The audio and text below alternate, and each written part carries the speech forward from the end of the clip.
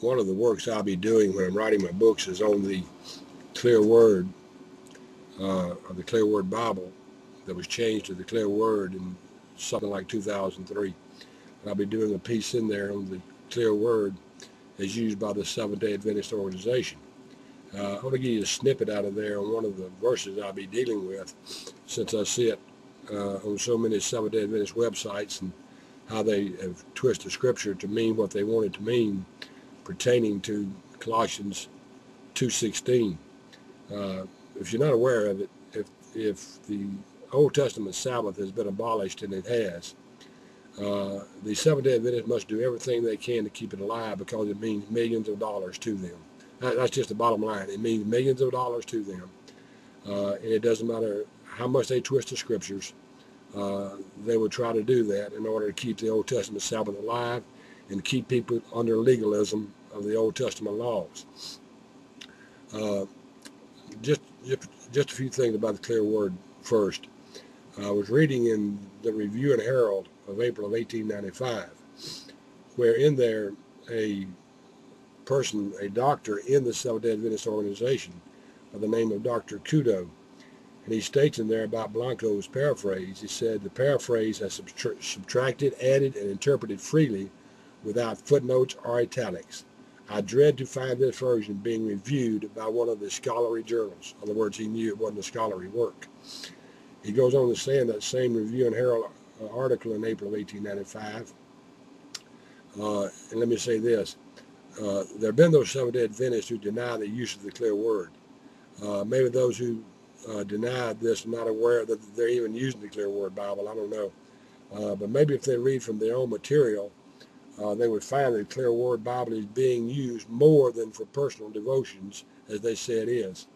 And let me quote from Dr. Kudo again out of the Review and Herald of 1895, where I quote, some Adventists, however, are using the clear word to teach Sunday school classes.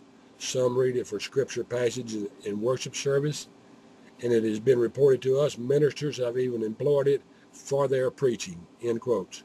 So Seventh-day Adventists, you need to get over this thing about the clear word. You're using it extensively in your churches, and it is the biggest piece of heresy that I've ever seen. But one of the verses that they try to twist in there to mean what they want it to mean is Colossians 2:16.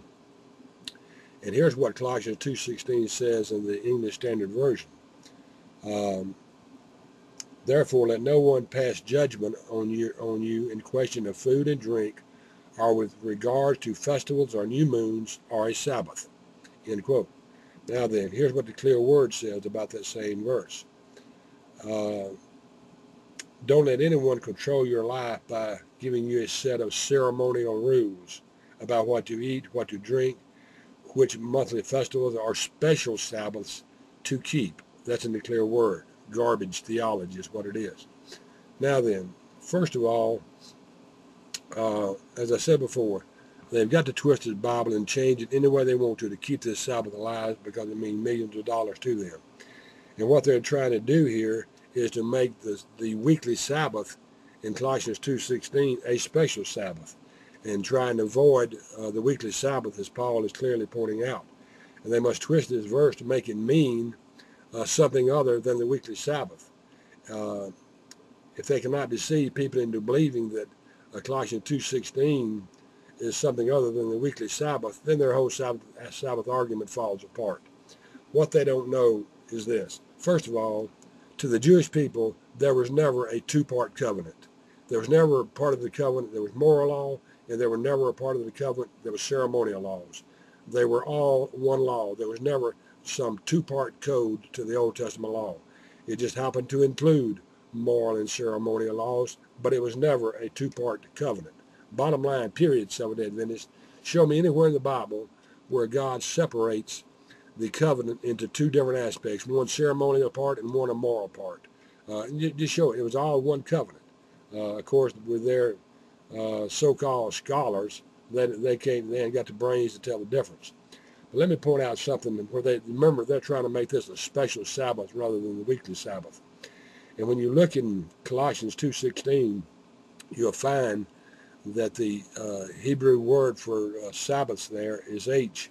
45:21. And the origin of that word comes from Hebrew 76:76. And when you look at it, you will see that it refers to the weekly Sabbath, not some special Sabbath. It points to the weekly Sabbath.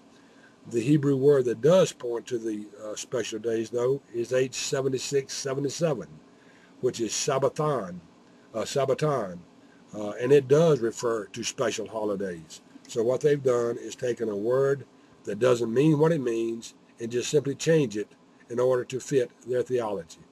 Simple matter is they twist the scriptures because it means millions of dollars to them if indeed the Sabbath in Colossians 2:16 is the weekly Sabbath, and from scriptures it is the weekly Sabbath. You know, they can twist it all they want to. That's the bottom line. Their own scholars, D.M. Kenwright, has shown this same thing in a work where he renounces the Seventh-day Adventist. Uh, he just on and on in chapter 15, the Jewish Sabbath abolished from Colossians 2. You can find that online, where he just shows without a doubt that it's the weekly Sabbath. And this was shown to them back in before 1888. And they have been trying to wrestle with this, trying to twist it ever since then. When Ken Wright showed them it couldn't be done, one of their own modern scholars, Dr. Bacciucci, if that's how he pronounces his name, Bacciocchi, however he pronounces it, has shown them the same thing, that it was the weekly Sabbath. But yet it doesn't matter because it's money to them. They must keep twisting the scriptures and make Colossians 2:16 mean what it doesn't mean. Get over it, Seventh-day Adventists. The weekly Sabbath has been abolished. You're living in a cult that will lie to you and tell you anything they want to because it's money. That's what it boils down to. The bottom line is it's money. Until next time, this has been Golly saying, glad I could help the Seventh-day Adventist out.